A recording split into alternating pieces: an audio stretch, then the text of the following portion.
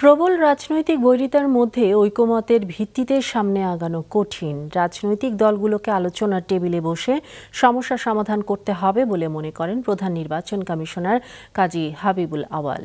সকালে ডক্টর ইফতেখারুজ্জামানের নেতৃত্বে টিআইবি প্রতিনিধি দল আঙ্গারগাঁওয়ে নির্বাচন ভবনে সিইসির সাথে বৈঠক করে। আলোচনায় প্রতিদ্বন্দ্বী প্রার্থীদের হলফনামায় দেয়া তথ্য প্রকাশে একসাথে কাজ করার কথা বলেন ডক্টর ইফতেখারুজ্জামান।